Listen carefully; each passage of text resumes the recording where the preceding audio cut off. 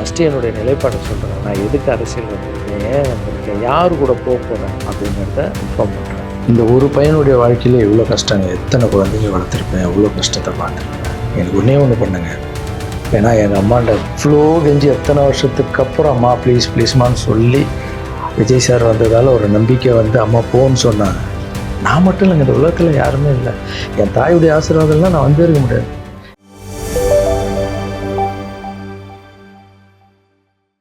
எல்லாருக்கும் வணக்கம். இந்த வீடியோ பதிவு எதுக்குன்னா, ஒரு 2 முக்கியமான விஷயத்த உங்ககிட்ட தெளிவுபடுத்துறதுக்காக தான். ஒன்று வந்து இந்த திருச்சி கிழக்குன்னு போயிட்டு இருக்குல்ல, அதுக்காக. இன்னொன்று வந்து நான் ரீசெண்டாக அட்டன் பண்ண ப்ரெஸ் மீட்டில் ஒரு வார்த்தையை கான்ட்ரவர்சி ஆக்கிட்டாங்க. முதல்ல வந்து இந்த ப்ரெஸ் மீட்டை பற்றி பேசிடலாம். நான் ப்ரெஸ் மீட்டு கொடுத்துட்டு வந்துட்டேன். ஒரு விஷயத்த வந்து கான்ட்ரவர்சியாக மாற்றி அது வந்து தப்பாக 2-3 பேர் பேசுகிறேன்னொடனே நான் வந்து ட்வீட் போட்டுட்டேன், எழுத்துப்பூர்வமாக போட்டுட்டு, நான் ஏங்க மக்களை போய் அப்படி பேச போகிறேன், நான் ஏன் மக்களை போய் அப்படின்னு நினைக்க போகிறேன். தெருநாயிலேருந்து வீடு வரைக்கும் புரிதலை பற்றி பேசணும்னு நினச்சேன். நான் பாட்டு ட்வீட் போட்டு எழுத்துப்பூர்வமாக போட்டுட்டு நான் ஷூட்டிங் போயிட்டேன். ஷூட்டிங் பண்ணிகிட்டே இருக்கோம். 2 நாளுக்கு அப்புறம் பார்த்தீங்கன்னா ஃப்ரெண்ட்ஸ் எல்லாம் ஃபோனு, நண்பா நீ வந்து இதுக்கு வந்து ஒரு வீடியோ போட்டால் நல்லாயிருக்கும், எல்லாம் வந்து தப்பாக புரிஞ்சிட்ருக்காங்க, ஒரு சிலர் இதை வந்து அட்வான்டேஜாக எடுத்துக்கின்னு உன்னை பற்றி தப்பாக பேசிகிட்டு இருக்காங்க அப்படின்னா, இப்போ அதான் ஒரு தடவை ட்வீட் போட்டுட்டான்ல, விட்டு நம்ம அதுக்கு போய் சும்மா பேசிகிட்டு இருக்கக்கூடாது.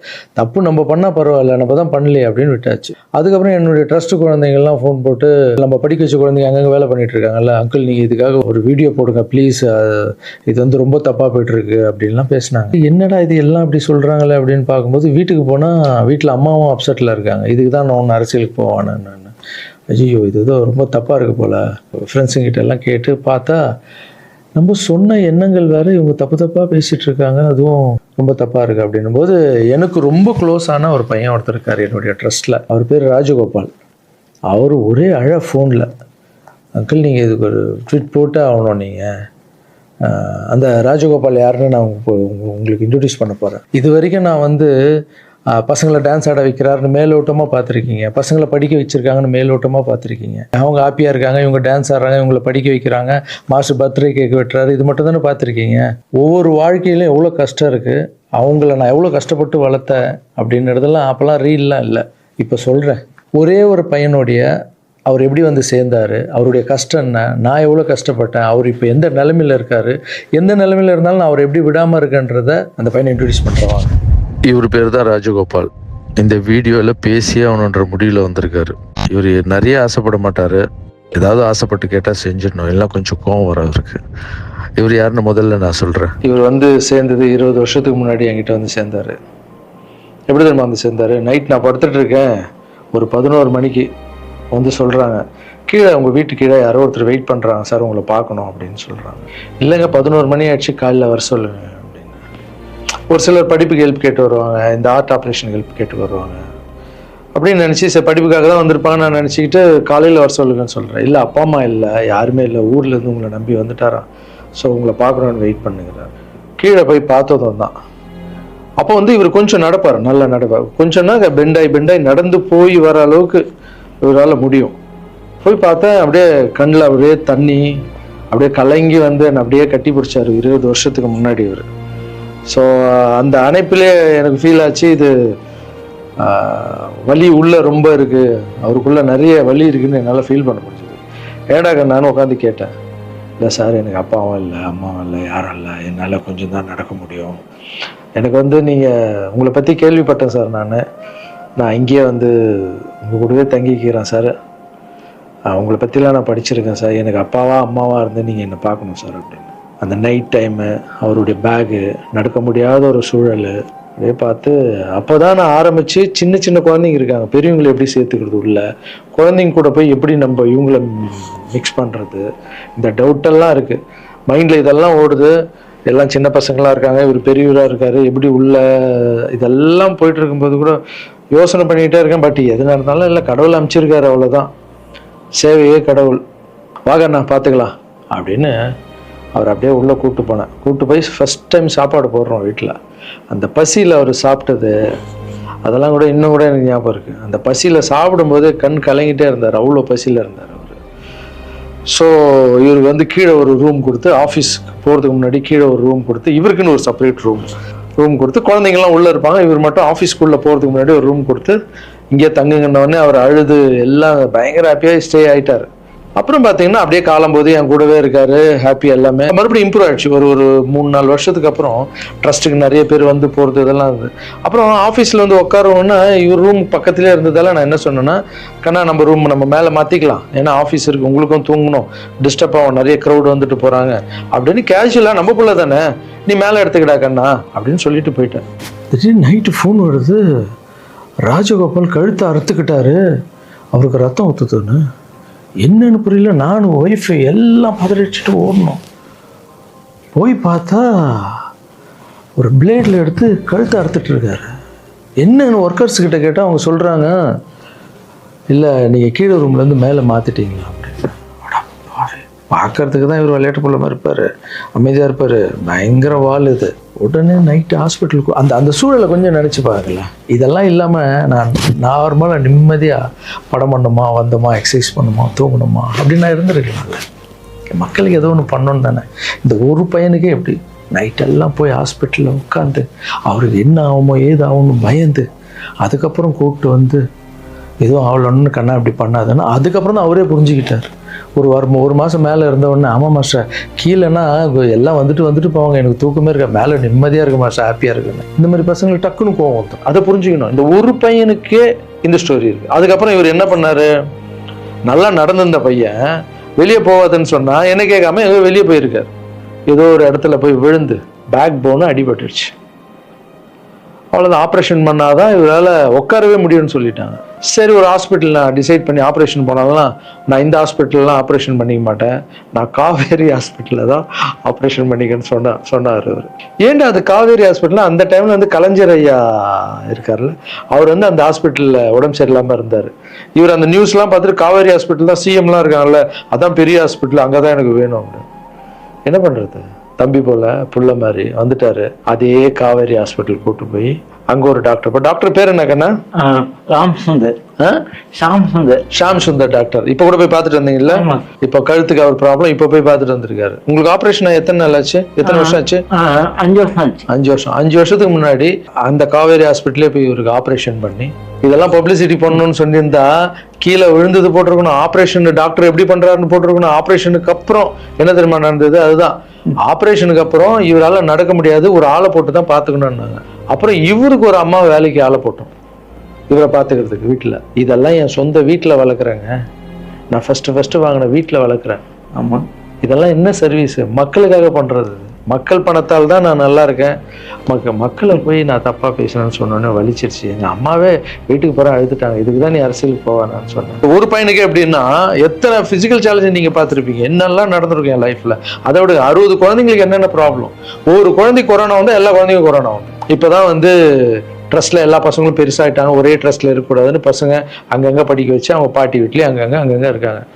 இப்போது ஒரு வாரத்துக்கு முன்னாடி தான் ஃபாதர்ஸ் டே வந்தது. நான் வளர்த்த குழந்தைங்க எல்லாரும் எனக்கு வந்து செலிப்ரேட் பண்ணுறாங்க. இன்னும் நம்ம இங்கே தானே வளர்ந்தோம், அப்பா தானே வளர்த்தாருன்னு என்னை பார்த்து இந்த பூச்செண்டு கொடுக்கும்போதெல்லாம் எனக்கு அவ்வளோ ஒரு சந்தோஷம். அதனுடைய அன்பு பார்த்தீங்கல்ல, யாருக்காவது கிடைக்குமா? ஸோ இதெல்லாம் மக்களுக்கு மேலே வச்சுட்டு இருக்க அன்பு மட்டும்தான். நீ பேசணுமா? என்ன பேச போற? அதான் நான் அங்கிள் சொல்லிட்டேன் உன்னை பற்றி எல்லாமே. இல்லை, நான் கொஞ்சம் உண்மையாக சொல்லணும். சரி சொல்லு. இது வந்து யார் நம்ப மாட்டாங்க. இப்போ நான் வந்து பாதிக்கப்பட்டவன். சரி சொல்லு. நீங்க எப்படி பார்த்துட்டீங்கன்னா அந்த கடவுளுக்கும் எங்கள் அம்மாவுக்கு தான் தெரியும். இது நான் வந்து மக்கள் மாதிரி உங்களுக்கு நான் உண்மையாக சொல்றேன்.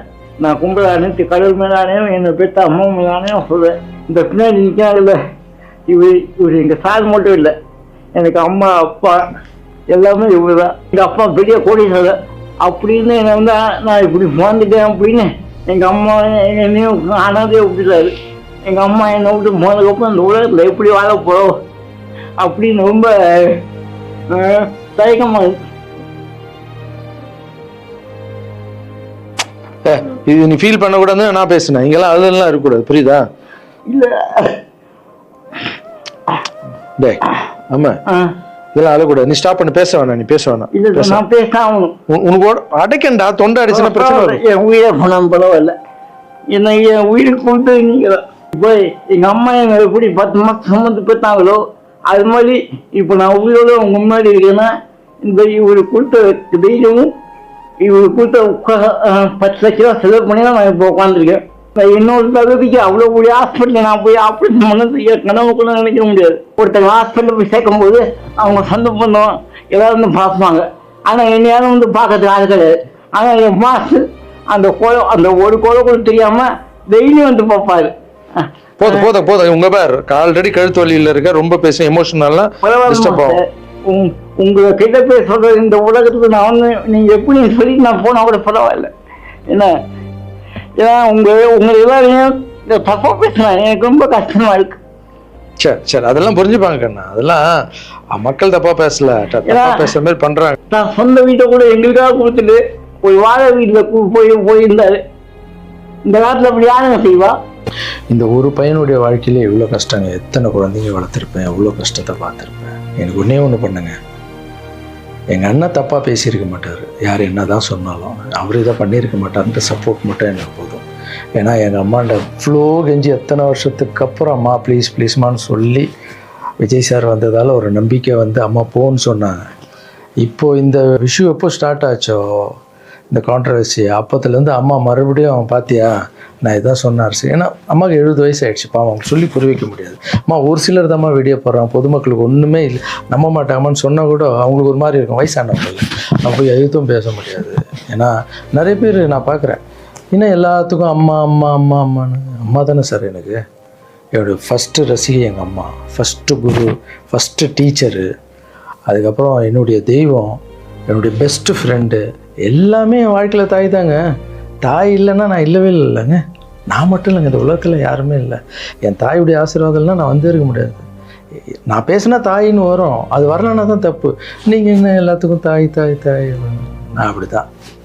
அப்புறம் இன்னொரு வார்த்தை கூட கேட்குறீங்க, ஏன் வர்றதுன்னா வர வேண்டியதானே, ஏன் மக்கள்கிட்ட போய் கேட்கணும்? மக்கள் திருப்பி மகிழ்ச்சியும் திருப்பின்ட்டு இருக்குல்ல. மற்றவங்களாம் கேட்க மாட்டாங்க, வந்துடுவாங்க. நான் மற்றவங்க கேட்க மாட்டாங்க, நான் கேட்பேன். என் சொந்தத்தை எல்லாரையும் கேட்குறேன். அதுமாரி மக்கள்கிட்ட ஒரு வார்த்தை கேட்டால் என்ன தப்பு? ஏன்னா அவங்க தான் என்னை வாழ வச்சாங்க, அவங்க தான். ஒரு வேளை வந்து லாரன்ஸ்னா நீ அரசியலுக்கு வராத, ட்ரஸ்ட் விஷயமே போதும்னு ஒரு வேளை அவங்க நினச்சிருந்தா கேட்குறதுல என்ன தப்பு? அவங்களுக்கு மரியாதை கொடுக்குறதுல என்ன தப்பு? இனிமேல் நான் கேட்டு தான் பண்ணுவேன். 4 பேருக்கு சாப்பாடு போட்டால் அரசியலுக்கு வந்துடலாமா? மாற்றுத்திறனாளிக்கு 2 பேருக்கு டான்ஸ் சொல்லி கொடுத்துட்டா அரசியலுக்கு வந்துடலாமா அப்படின்னு கேட்குறீங்க.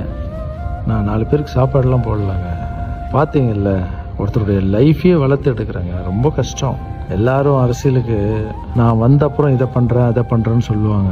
ஆனால் நான் பண்ணிட்டு வரேன்னு சொல்கிறேன், இன்னும் வரேன்னு கூட சொல்லலை. அதுக்குள்ளே அப்படி பேசாதீங்க. 4 பேருக்கு சாப்பாடு போட்டு அரசியலுக்கு வந்துடுறேன். நான் என்னுடைய கஷ்டம் ரொம்ப பெரிய கஷ்டங்க, ரொம்ப வலி இருக்குது எனக்குள்ளே. நான் நிஜமாக உழைச்சிருக்கேன். இதெல்லாம் கேட்கும்போது மனசுக்கு ரொம்ப கஷ்டமாக இருக்குது. முன்னாடி ஏதோ பேசிட்டீங்க, இந்த வீடியோ பார்த்தீங்களா, இப்போவாது என் கஷ்டம் புரிஞ்சிருக்கும். இனிமேல் அப்படி யாரும் தப்பாக பேசாதீங்க.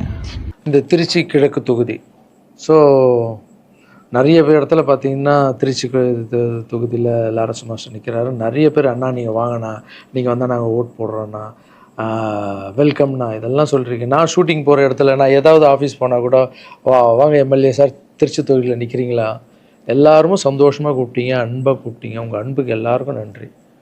பட் அது எது தர்மம்னு ஒன்று இருக்குல்ல, என் மனசில் இருக்குதான் நான் இன்றைக்கி சொல்லிடுறேன். நான் திருச்சி தொகுதியில் நான் வந்து நிற்கணுமா, இல்லை விஜய் சார் எப்போது ஹீரோ ஆனாரோ அப்போத்துலேருந்து ஒருத்தர் போஸ்ட் ஓட்டியிருப்பார்ல, அதுக்கப்புறம் அவர் அரசியல் ஸ்டார்ட் பண்ண அப்புறம் அந்த அரசியலுக்காக உழைச்சிருப்பாங்கல்ல, அவர் ஆரம்ப ஸ்டேஜ்லேருந்து வந்தவங்களாம் இருப்பாங்க, அவங்க வரணுமா நான் வரணுமா? விஜய் சார் வீட்டில் இன்னும் எத்தனை பேர் திருச்சிக்காக வெயிட் பண்ணிகிட்டு இருக்காங்களோ நம்மளுக்கு என்ன தெரியும்? அது விஜய் சார் டிசைட் பண்ணணும். விஜய் சார் யார் நிற்க வைக்கிறாங்களோ யார் வேணாலும் ஜெயிப்பாங்க. ஏன்னா விஜய் சார் முகத்துக்கு தானே ஓட்டு விடுது.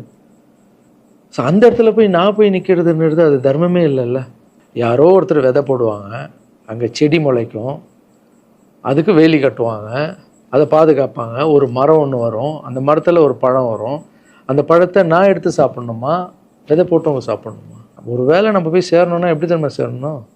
ஃபஸ்ட்டு உறுப்பினராக போய் சேரணும்.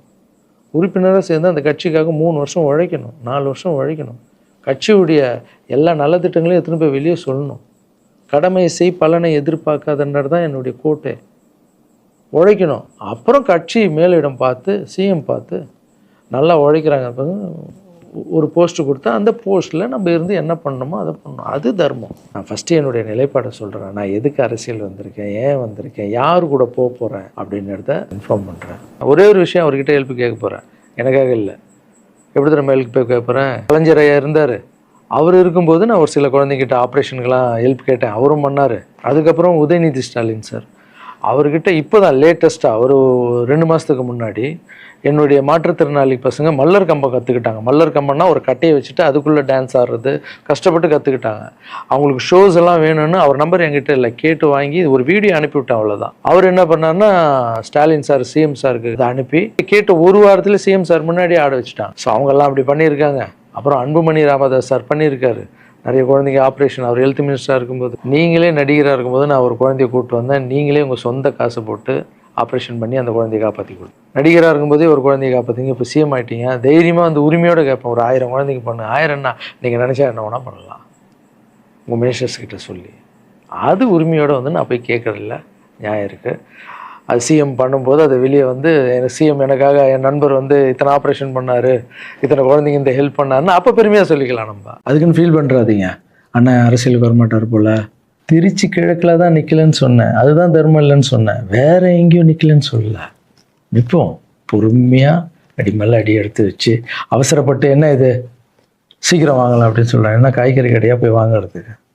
இவ்வளோ நாள் நம்ம உழைச்சி காப்பாற்றி வச்ச பேரெல்லாம் ஒருத்தருக்கு போய் சரண்டர் பண்ணிவிட்டு அவங்களுக்காக உழைக்க போகிறோம்னா அங்கே நம்மளுக்கு சீட்டு வேணாம், எதுவும் வேணாம், மரியாதை.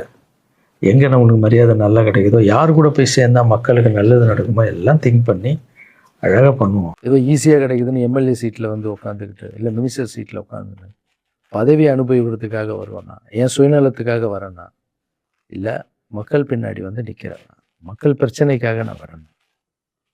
மக்கள் பிரச்சனைக்கு வர்றது தானே இங்கே கரெக்டான ஒரு விஷயம். இப்போ ஏதோ ஆசைக்கு ஏதோ கூப்பிட்றாங்க, அப்போ நம்ம போயிட்டு பதவி அனுபவிக்கலான்றது தப்பு இல்லைங்க. அதுதான் என்கிட்ட ஆல்ரெடி இருக்கேன், நான் சந்தோஷமாக தானே இருக்கேன், என்கிட்ட எல்லாமே இருக்கேன். மக்கள் பிரச்சனைக்காக நம்ம வந்து எங்கே போகணும், யார் கூட போகணும், எப்படியாப்பட்ட அரசியலை கையில் எடுத்தால் மக்களுக்கு நல்லது நடக்கும்ன்றத நல்லா திங்க் பண்ணி பொறுமையாக நானே உங்களுக்கு இன்ஃபார்ம் பண்ணுறேன். 2 படம் போயிட்டு எவ்வளோ சீக்கிரம் சொல்ல முடியும்னு நான் உங்களுக்கு சொல்கிறேன். தேங்க்யூ. சர்வீஸ் இஸ் காட், மாற்றம் சேவையே கடும்.